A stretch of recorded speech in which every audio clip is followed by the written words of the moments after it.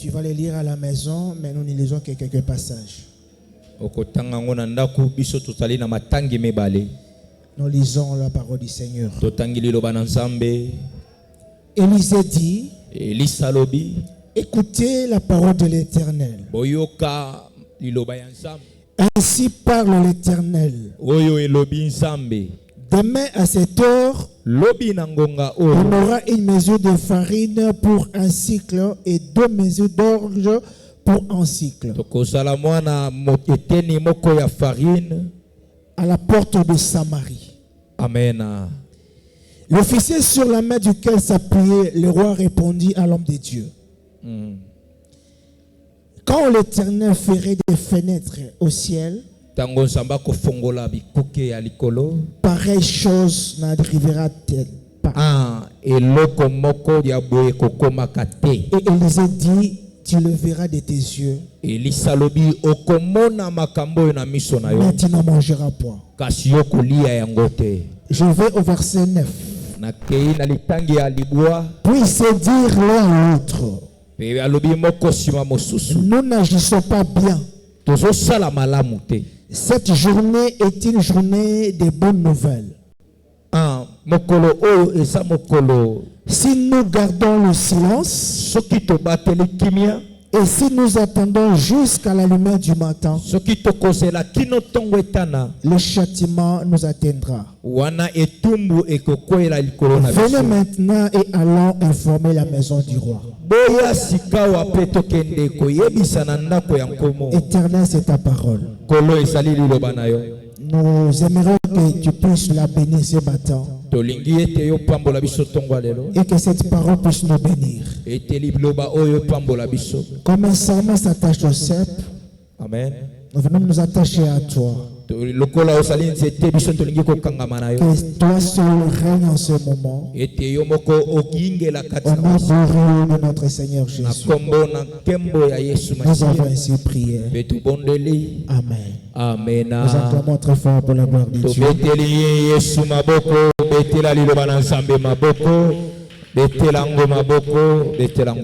Ce matin, nous vous saluons au nom de Jésus.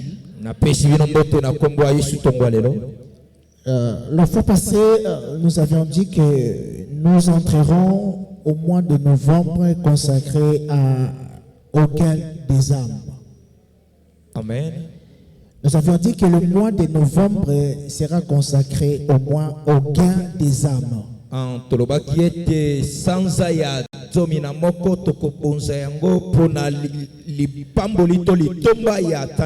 la prédication de ce matin, n'est pas évangéliser était mal.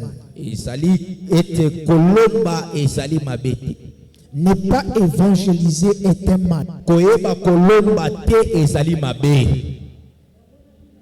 Dans ce passage,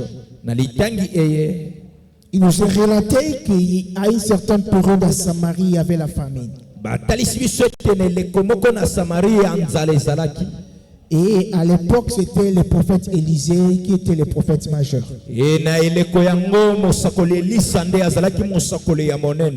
Un jour, le prophète Élisée s'éleva et déclara que demain, nous prenons notre exemple ici, qu'un écolo de maïs qui est à 8000 sera vendu à 500 francs.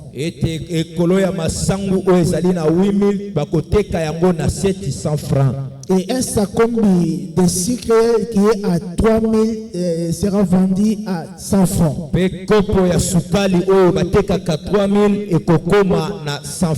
C'était un défi contre l'économie. Parce que dans le principe de l'économie, lorsque la demande est supérieure à l'offre,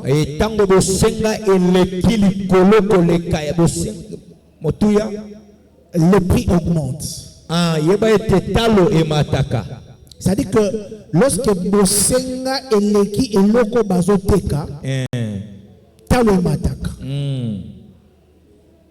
En économie, le prix ne peut baisser que lorsque l'offre est supérieure à la demande.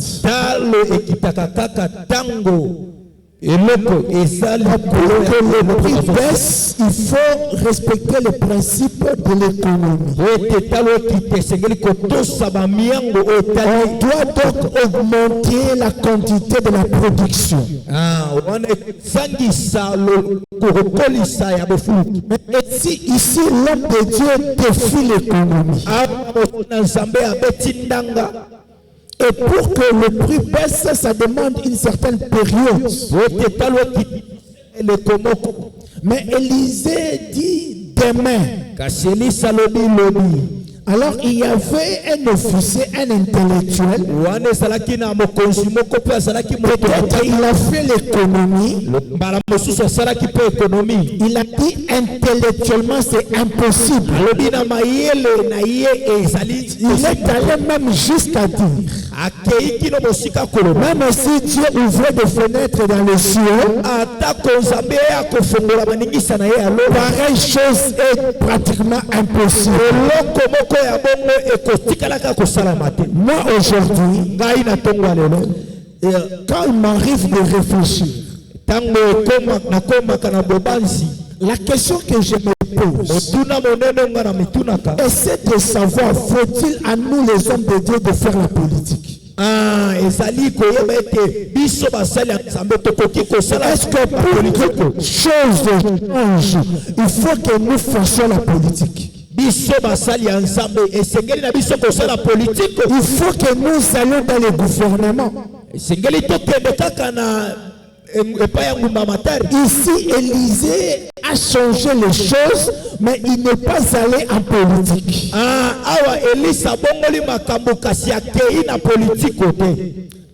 La puissance de Dieu nous échappe. La grandeur de Dieu nous échappe. Nous sommes des hommes de Dieu. Mais nous réfléchissons actuellement comme des hommes. Je me pose la question, où est allée cette puissance? Élie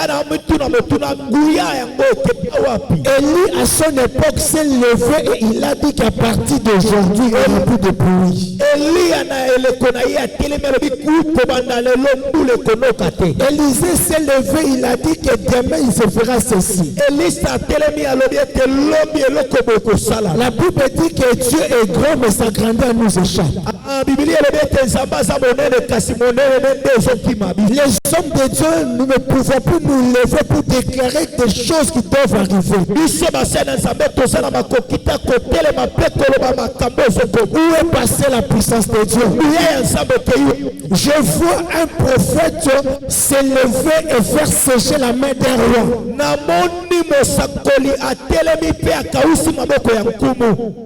Aujourd'hui, les politiciens n'ont pas peur des hommes de Dieu. Parce que nous avons quitté notre place comme des sacrificateurs. Nous voulons nous mêler avec les politiciens. C'est pourquoi moi je ne suis pas d'avis. Ça n'engage que moi. Je préfère mieux rester un père pour les politiciens. Rester un sacrificateur pour les politiciens. Démontrer la puissance de Dieu. Afin que ces politiciens ne croient pas qu'ils sont des dieux. Qu'ils croient qu'il y a un Dieu qui est dans les serviteurs de Dieu. C'est pourquoi nous devons garder notre distance et rechercher la puissance de Dieu pour démontrer la grandeur de Dieu. Yes. Élisée a dit à cet homme politique, à cet officier, comme tu as douté, tu feras de tes yeux, mais tu ne vas pas l'expérimenter. au lieu de passer des coq à l'âne, faire n'importe quoi dans les sacerdoces, moi je crois que nous devons revenir à Dieu.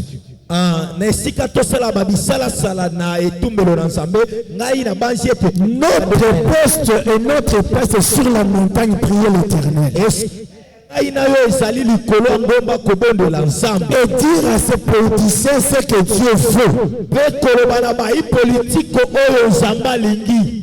Mais tel n'est pas notre message de ce matin. Alors, Élisée, après avoir dit ça, il y a eu 4 lépreux. Et les 4 lépreux, tellement que la lèpre était un interdit. C'est-à-dire que quand on est lépreux, on ne peut pas vivre avec les autres.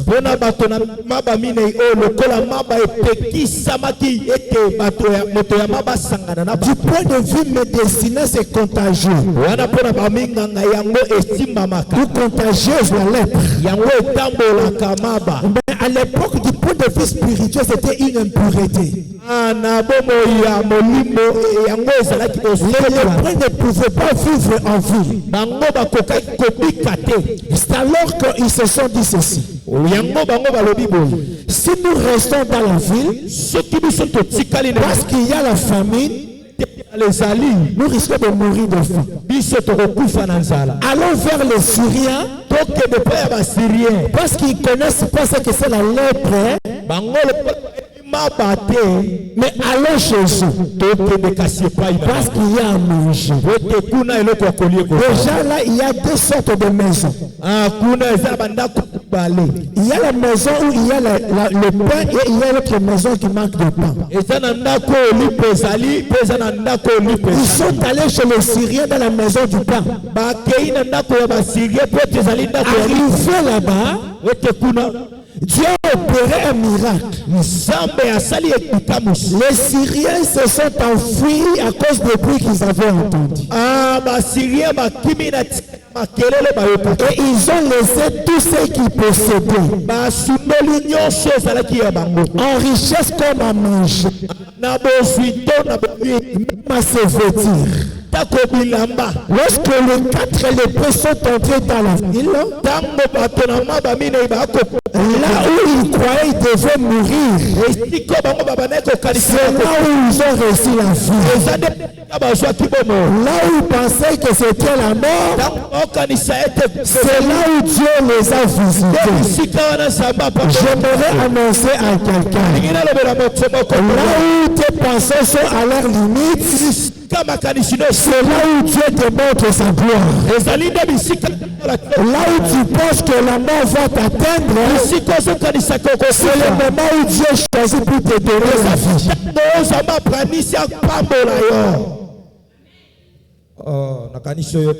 Quand ils sont entrés, ils ont trouvé tout ce qu'on pouvait avoir besoin. Ils ont trouvé à manger, à se vêtir, ils ont trouvé de l'or, de l'argent, ils ont trouvé beaucoup de richesses. Mais lorsqu'ils ont commencé à faire des tours de pieds, ils sont entrés, ils ont pris des histoires, ils sont sortis avec. Ils sont encore entrés, ils sont sortis avec. Ils se sont dit, mais finalement, nous avons toute une ville comme ça. Toute une capitale à notre portée. Même si on se mettait à tout prendre, on ne sera pas terminé. Même si on se mettait à tout manger, on ne saura pas manger.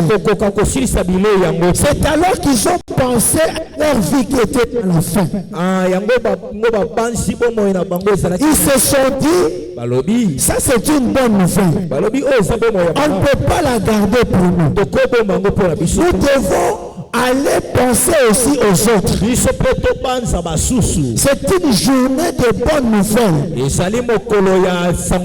Nous devons aller Ce qui m'intéresse là, ils n'ont pas dit que nous allons apporter à manger à ces gens-là. Mais non, nous allons seulement leur donner le témoignage. On leur apporte seulement la bonne nouvelle pour qu'ils sachent qu'ici il y a quelque chose. Yes. Ils n'ont pas apporté de richesses, mais ils sont seulement allés annoncer ce que Dieu a fait. Et ils ont dit ceci: si nous n'allons pas donner cette nouvelle, le malheur nous atteindra. Laisse-moi dire à quelqu'un ce matin, il y a des moments que Dieu te visite, mais tu dois savoir ceci: Dieu ne visite pas tout le monde du coup. Ne pense pas que lorsque Dieu te visite, que tout ce que tu as est à toi. Des fois Dieu te visite pour les autres. Il y a des gens, lorsque Dieu les visite, ils ne savent pas multiplier ce que Dieu leur a donné. Pourquoi? Parce qu'ils ne pensent qu'à eux-mêmes.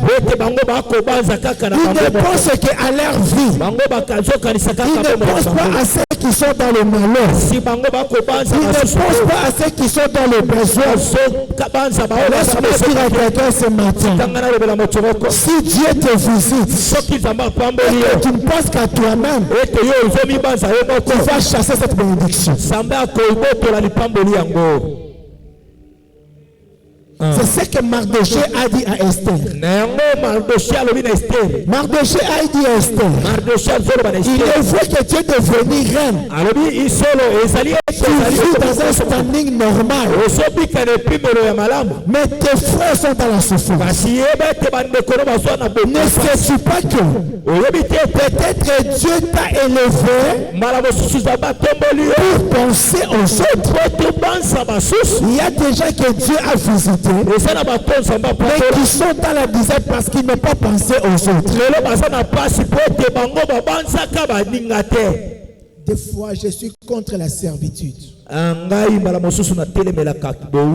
Des fois, il ne faut pas placer servitude là, il faut penser servitude. Amen. Il y a des familles où Dieu bénit quelqu'un pour penser à la famille tout entière. Dans certaines églises, Dieu bénit une personne pour qu'à travers lui, tout le monde soit béni. J'annonce à quelqu'un ce matin, les jours où Dieu te visitera, ne pense pas à toi-même. Ne sois pas égoïste. Tu dois penser aussi aux autres.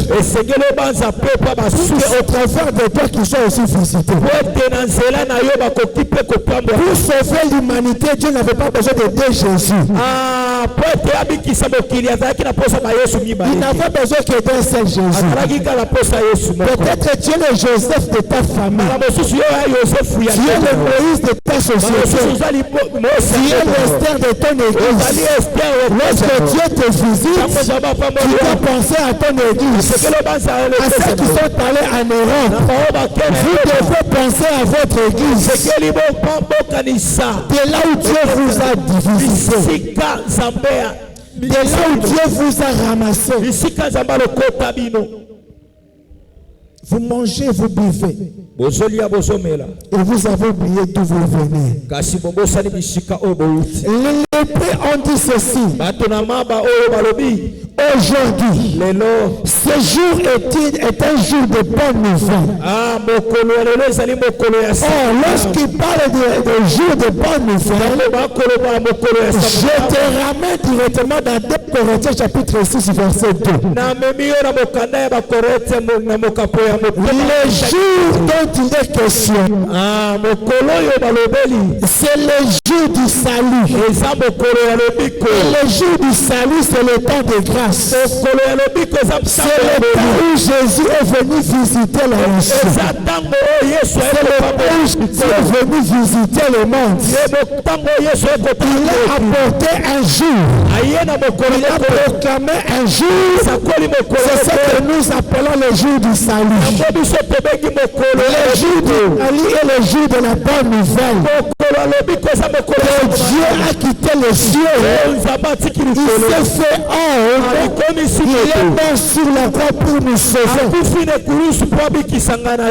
Et c'est un jour de bonne nouvelle. Et ce jour, c'est ce que nous traversons. C'est le jour que Dieu a donné pour être sauvé. Autrement appelé, c'est le temps de grâce. Jésus a dit, je suis venu proclamer une année de grâce. Pour Dieu, une année égale à un jour. C'est que l'année de grâce peut jouer un jour. C'est que nous sommes pendant le jour de la grâce. Nous sommes pendant le jour du salut. Le jour où Dieu t'a visité. Le jour où Dieu a reçu Christ. Et recevoir Christ, c'est ça la bonne nouvelle pour toi. Si Jésus t'a fait du bien, tu ne peux pas garder cette nouvelle. Et les 4 lépreux ont compris que je ne peux pas garder la bonne nouvelle. La bonne nouvelle, c'est que Jésus m'a sauvé. Et comme Jésus m'a sauvé, je dois proclamer cela aux gens. Yesu ayebisi ete pesa bato biloko asali mpona yo, mais ayebisi kaka asakola ke aza malamu. Et j'aimerais dire à quelqu'un ce matin, si Jésus a proclamé et a annoncé et a introduit le jour du salut, cela veut dire ceci, que les 4 lépreux sont les 4 évangiles. Ils ont reçu la bonne nouvelle et ils nous l'ont donné pour que nous croyions à celui à qui ils ont cru. Les jours du salut, c'est pour que nous puissions annoncer les bonnes nouvelles. Et les lépreux ont dit, nous ne pouvons pas garder cette nouvelle. Si Jésus est bon pour toi, tu dois annoncer aux autres que Jésus est bon. Tu ne peux pas garder cette nouvelle en toi. Mais ce qui nous intéresse, ils ont dit, Dieu nous a fait du bien. Mais on ne peut pas garder ce témoignage. Nous devons penser à ceux qui n'ont pas pour qu'ils viennent chez nous. J'ai dit au départ, il y a une maison où il y a du pain, et il y a une autre qui n'a pas de pain. Le véritable pain, c'est la parole de Dieu. Et le pain, c'est la maison de Dieu. Et la maison de Dieu, c'est le Bethel. C'est là où il y a du pain. Les 4 lépreux se sont retrouvés à Bethel. Ils se sont retrouvés là où il y a du pain. Et ils se sont dit, nous ne pouvons pas manger ce pain seul. Nous devons le partager avec ceux qui ne savent pas. C'est pourquoi nous devons annoncer qu'il y a du pain ici. Si nous n'annonçons pas, nous ne contentons que de manger, Dieu va nous punir. Je dis à quelqu'un ce matin, ne pas annoncer la bonne nouvelle de Jésus nous attire le malheur. Ne pas annoncer la bonne nouvelle, c'est tellement pour toi qui ne veux pas annoncer, et pour celui qui n'a pas reçu la bonne nouvelle. Dieu a dit, en ce jour-là, j'enverrai la famine. Ce ne sera pas la famille de qui que ce soit, mais ce sera la famille du pain. Dieu la parole. J'annonce à quelqu'un ce matin, l'état de cette famille est déjà arrivé. Les hommes ont écouté des paroles, mais la seule parole qui donne la vie, c'est celle qui est en toi. Et Dieu veut que tu puisses partager cette parole, que tu puisses rester avec cette bonne nouvelle.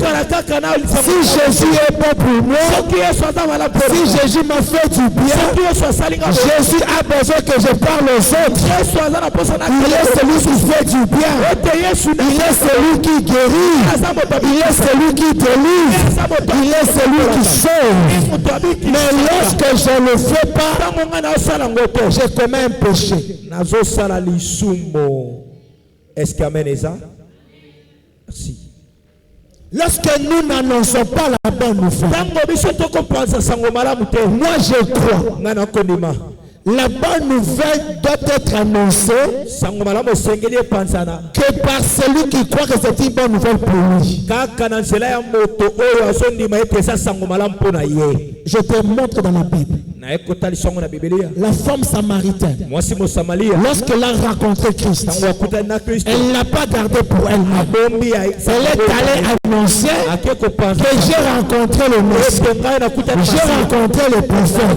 Si effectivement nous avons rencontré Jésus, nous devons annoncer aux autres que je suis dans la maison du Père. Jésus m'a fait du bien. Tu ne peux pas le garder pour toi-même. Si tu gardes la bonne nouvelle, ce n'est pas une preuve d'amour. La bonne nouvelle, soit c'est parler de Jésus ou parler de ce que Jésus a fait. Est-ce que comme tu es là, tu n'as rien à dire de Jésus? Tu n'as rien à dire de ce que Jésus a fait pour toi? Donc si vraiment Jésus est Jésus pour ta vie, tu dois annoncer aux autres que j'ai rencontré un homme qui a changé ma vie. J'ai rencontré un homme qui m'a dévié. J'ai rencontré un homme qui m'a délivré. Si c'est une bonne nouvelle de ta vie, tu dois l'annoncer aux autres. Ils ont dit malheur à nous si nous n'annonçons pas la bonne nouvelle. Ça dit que si nous n'annonçons pas la bonne nouvelle, nous nous faisons du mal parce que Dieu n'est pas avec nous. Dieu n'est pas d'accord avec nous. Si nous n'annonçons pas, nos frères et sœurs mourront dans le péché. Et ils iront en enfer. Je vais te montrer dans la Bible. La Bible dit ceci: maudit soit celui qui garde le pain. Yes, daddy. Si la parole de Dieu est le véritable pain, la Bible nous dit ceci: maudit celui qui garde le pain, maudit celui qui prive les autres du pain. Ça dit lorsque je garde la parole qui m'a sauvé et que je ne la partage pas, la Bible dit sois maudit.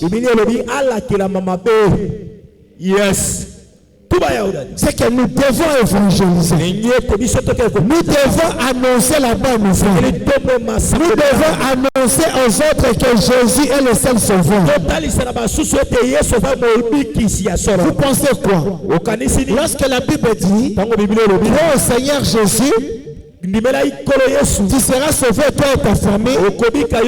Tu penses que ça, ta famille ne sera sauvée que par ta foi? Non, la Bible t'attend à annoncer à ta famille la bonne nouvelle. Dis comme l'autre a dit à son frère: j'ai rencontré celui de par les Écritures. Ta première église, c'est ta famille. Si tu aimes ta famille, tu dois leur parler de Jésus. Si tu aimes ton père, tu aimes ta mère, tu dois leur parler de Jésus. Si tu aimes ton mari ou tu aimes tes enfants, tu dois leur parler de Jésus. Parce que si tu ne leur parles pas de Jésus, après le jour du salut viendra le jour du jugement. Frère, nous sommes appelés à annoncer la bonne nouvelle. Que partout où nous sommes, nous devons parler de Jésus. Nous devons parler de ce que Jésus a fait pour nous. Nous devons parler de ce que Jésus a fait pour la vie des autres. Il n'est pas seulement question d'ouvrir la Bible, mais c'est question de donner le témoignage de ta vie. D'où viens-tu avec Jésus? Amen. D'où viens-tu avec Jésus? D'où viens-tu avec Jésus?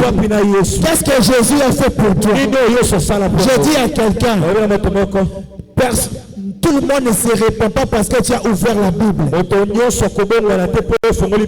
Mais il y a des gens qui vont se convertir à cause de ton témoignage. Il suffit seulement de dire à quelqu'un, le Jésus qui m'a fait du bien te fera aussi du bien. Si tu viens à mon Jésus, il va guérir ta maladie. Si tu viens à mon Jésus, il va te sauver de mari de lui. Si tu viens à mon Jésus, il va te sauver de la malédiction. L'enfant qui était chez Naaman n'a pas prêché la bonne nouvelle ouvrant la Bible. Elle a seulement témoigné. Elle a dit, maman, tu sais quoi? La maladie dont souffre papa, chez nous à l'église, nous avons un pasteur. Si papa va chez le pasteur et que le pasteur prie pour lui, papa sera guéri. Yes. Qu'est-ce qui nous empêche à prêcher la bonne nouvelle? Peut-être que tu ne connais pas le verset biblique. Ton problème, c'est pas ce que tu vas dire. Ton problème parle seulement de Jésus. Et le reste, c'est Jésus qui touche le cœur. Frères, sœurs, c'est moi ici, nous devons gagner des âmes à Christ. Chacun dans sa famille doit gagner des âmes à Christ. Là où nous travaillons, nous devons gagner des âmes au Christ. J'aimerais dire à quelqu'un les rencontres que nous faisons dans la vie ne sont pas au hasard. Peut-être celui que Dieu a pourvu que tu puisses rencontrer, la volonté de Dieu, le plan de Dieu que cet homme soit sauvé par toi. Tu sais pourquoi tu as marié cette femme? Tu sais pourquoi tu t'es marié à cette femme? La Bible dit peut-être le mari sera sauvé par la femme. Ou encore la femme sera sauvée par le mari. Et pourquoi pas les enfants sont sauvés par les parents? Pourquoi les parents ne peuvent pas être sauvés par leurs enfants? Si nous ne prêchons pas la bonne nouvelle, nous rendons un très mauvais service à la société. Est-ce que je peux te dire une chose?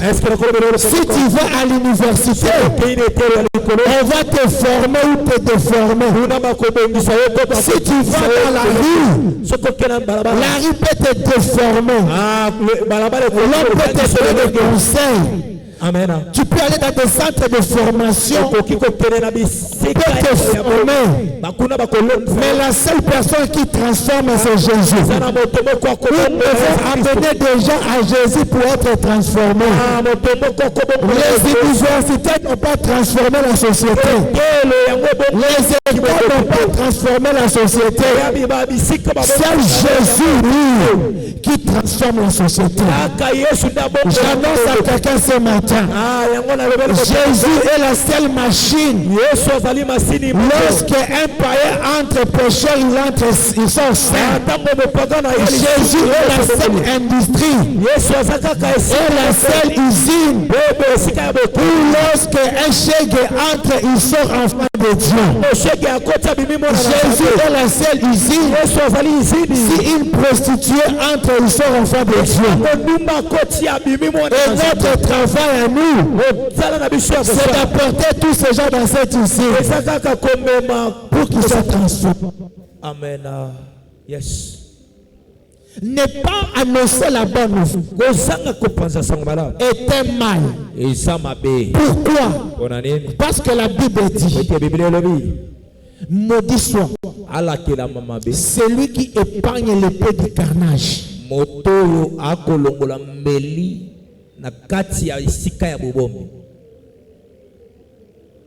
Yes. Jérémie 48, verset 10. Jérémie 48, verset 10. Il a dit, maudit soit celui qui fait l'œuvre de l'Éternel avec négligence.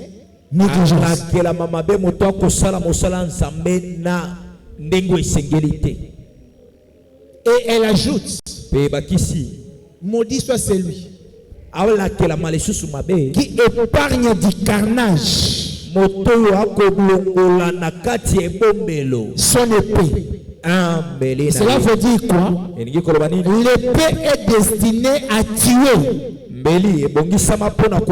à verser le sang, à faire des cadavres. Et la Bible dit, si cette épée qui est destinée à faire ce travail, et que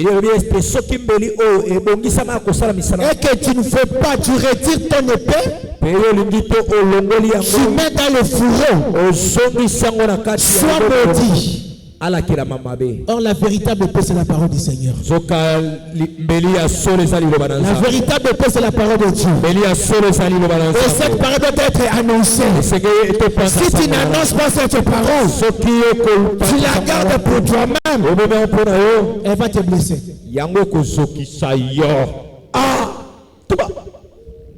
Nous devons annoncer la parole de Dieu. Tu ne peux pas te dire que moi je suis déjà sauvé. Je ne sais pas annoncer la parole de Dieu. Nous n'annonçons pas la parole de Dieu. Amen. Dieu n'est pas d'accord avec nous. Je te donne un autre exemple. J'aimerais dire à quelqu'un ce matin, le Saint-Esprit est d'abord l'esprit de l'évangélisation. Yes, daddy. Fongola daddy. Le but du Saint-Esprit, c'est l'évangélisation. C'est annoncer la bonne nouvelle. Jésus a dit à ses disciples, ne sortez pas de Jérusalem. Attendez que je vous envoie le Saint-Esprit. Lorsqu'il viendra, vous serez revêtus de la puissance. Et à partir de cette puissance, lisez bien la Bible. Il n'a pas dit lorsque vous recevez cette puissance, vous ferez des délivrances. Il n'a pas dit lorsque vous recevez cette puissance, en langue. Non, il n'a pas dit lorsque vous recevez cette puissance, vous parlerez en langue. Vous serez à l'église en train seulement de m'adorer, en train de me louer. Non, il a dit ceci, lorsque vous serez revêtus de la puissance qui vient du ciel, vous serez mes témoins. Le Saint-Esprit c'est pour l'évangélisation. Le Saint-Esprit c'est pour prêcher la bonne nouvelle. Le Saint-Esprit c'est pour annoncer la bonne nouvelle. C'est pas d'abord pour prier. C'est pas d'abord pour adorer. C'est pas d'abord pour faire des miracles.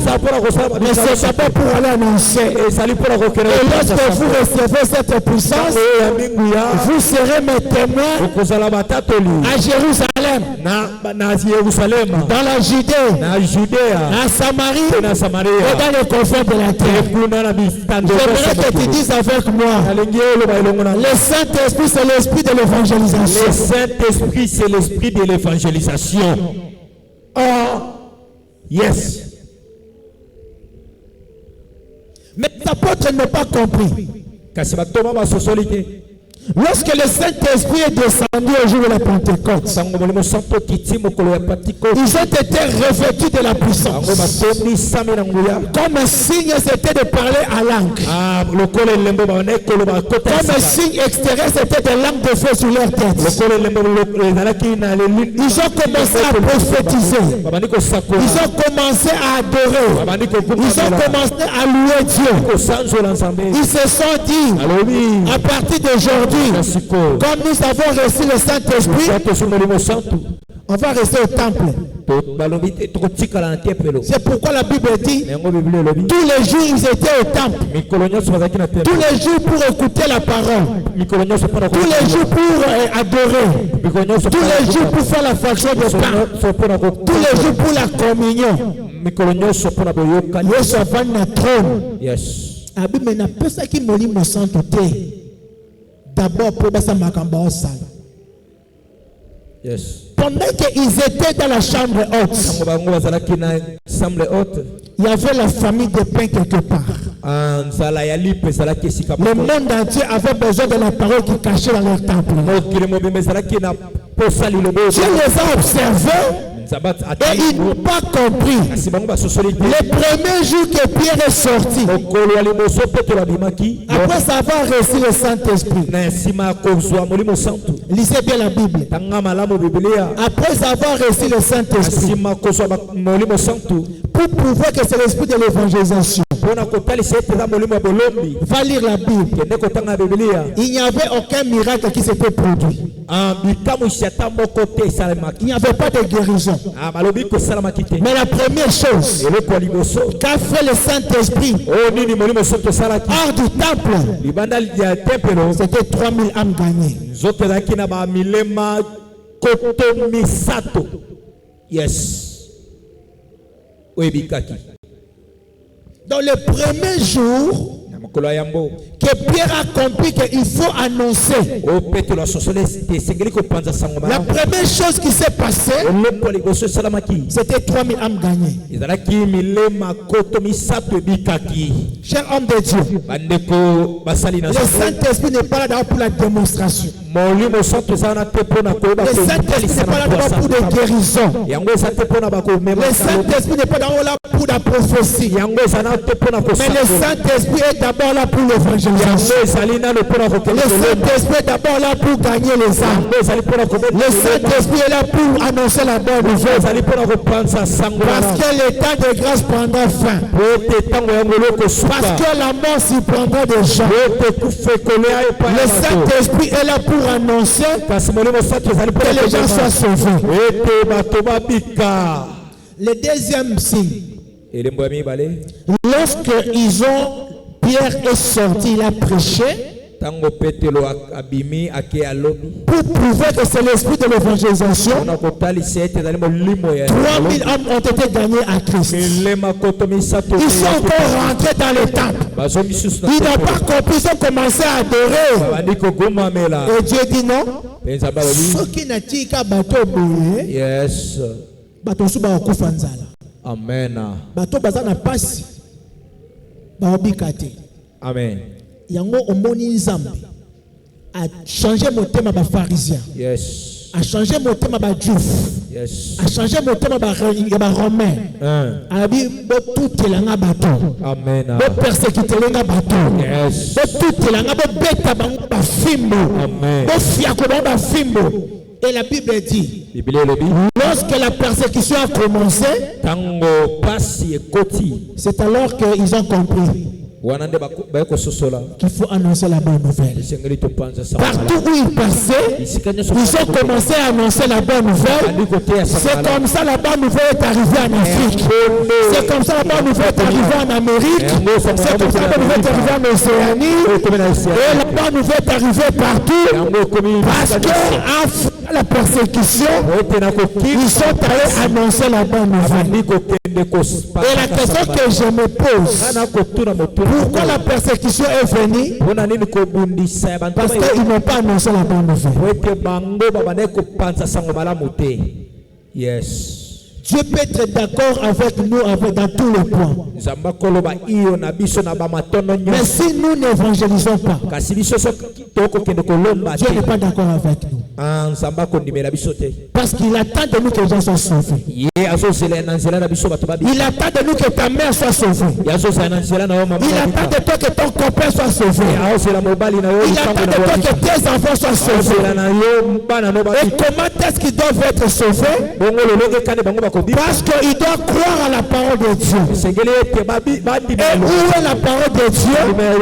Elle est dans ton cœur. Et pour que cette parole puisse le sauver, tu dois leur annoncer cette parole. Et tu annonces la parole, ils vont croire à cette parole. Yes. Pendant que Nzamba zozela au terme pagana bongo ya motema, yo na ba prière au Seigneur bango liwa. Wow. Yes. Yes. On a mal prêché l'évangile. Dieu a une maison au ciel. Il a besoin que cette maison soit remplie. Yes. Au lieu d'annoncer, nous demandons à Dieu de tuer ces gens-là.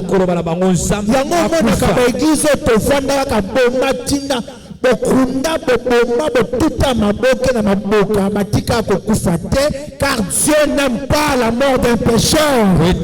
C'est donc Dieu veut et qu'il change de vie. Il est mort sur la croix pour le sauver. Et il est en train d'intercéder à la droite du peuple pour que le monde soit sauvé. Romains chapitre 10. Dit que comment ces gens peuvent être sauvés s'il n'y a pas un gens pour le prêcher? Et comment il peut y avoir des prédicateurs s'il n'y a pas de gens qui les envoient?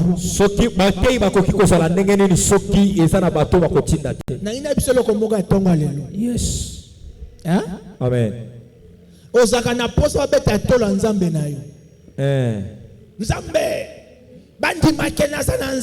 Yes.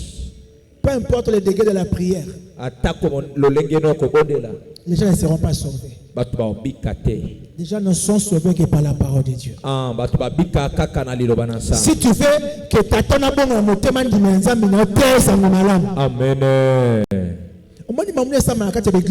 yes. Dieu nous a envoyés. Allez prêcher. Allez annoncer la bonne nouvelle. Allez faire de toutes les nations mes disciples. Mais voilà notre tour.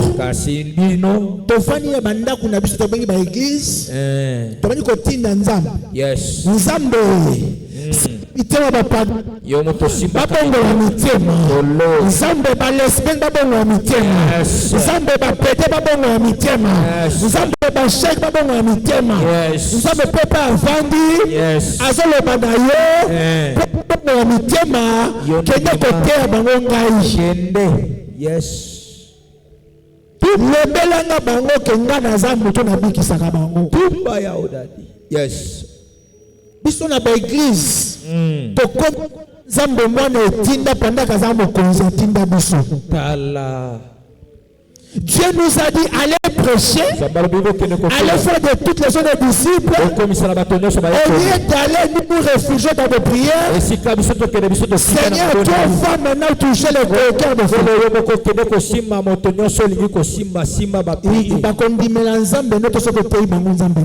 Amen.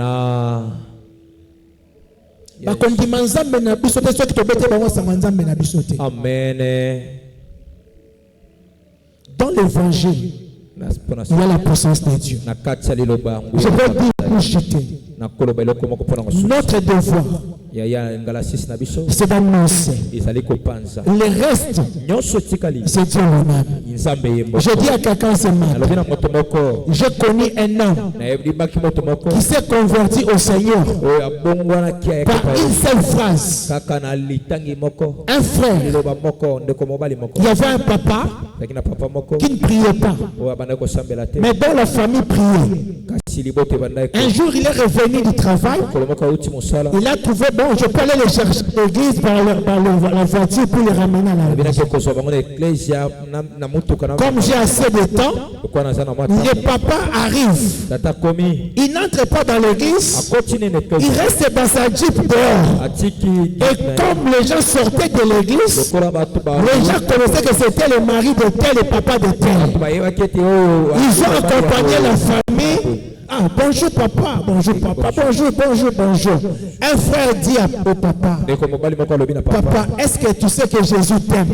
Le papa répondit, oui, oui, je sais que Jésus m'aime. Et c'était la fin. Ils sont partis, les frères sont restés. Le papa est allé à la maison. Cette phrase a commencé à retentir dans sa pensée. Oh, Jésus m'aime, Jésus m'aime.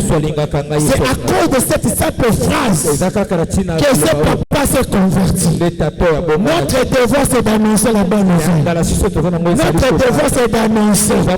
La femme samaritaine est allée annoncer et les gens sont venus.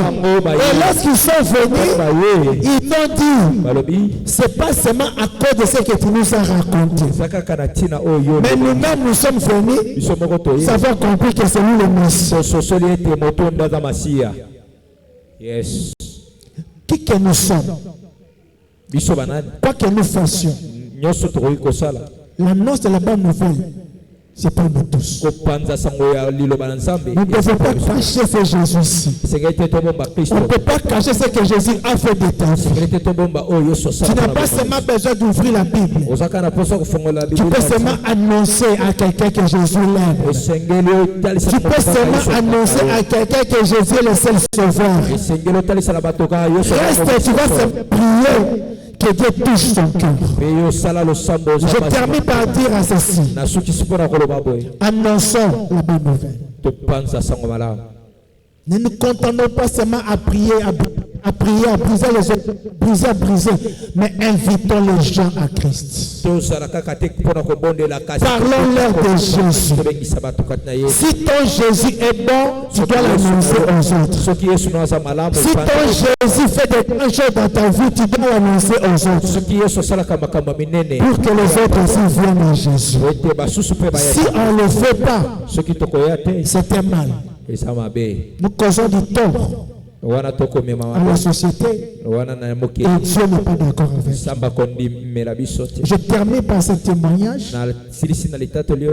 Comme je l'ai dit la fois passée, il y a un frère chrétien qui avait un ami païen. Il s'aimait étroitement. Comme toi tu es avec une amie ou une autre ou un autre ami. C'est une amitié formidable. Mais pendant qu'ils étaient ensemble, le frère qui priait n'avait pas le temps de parler de Jésus à son ami. Ils étaient toujours là tous les jours. Le moment de l'église, le frère va à l'église. Il n'a jamais le temps de parler à son ami de Jésus. Et un jour, pendant la nuit, le frère fait un rêve. Il arrive dans un ravin. Il voit son ami dans le ravin en train de souffrir. Il interpelle et l'ami qui était là-bas lui dit, mon frère, mon ami, je suis resté avec toi depuis l'enfance. On a traversé des étapes de la vie. On a vécu ensemble. Mais pourquoi tu ne m'as jamais parlé de Jésus? Pourquoi tu ne m'as jamais parlé de Jésus? Et aujourd'hui, je suis ici. Je ne sais plus retourner pour que tu me parles de Jésus. Tu m'avais parlé de Jésus, je ne serais pas venu ici. Le frère sursaute, il est dans le songe. Il cherche à atteindre son ami. Et on lui répond, ton ami est mort. Voilà les dégâts que nous causons. Voilà les dégâts que nous causons. Cela veut dire que l'ami en question est allé dans les lieux de tourment.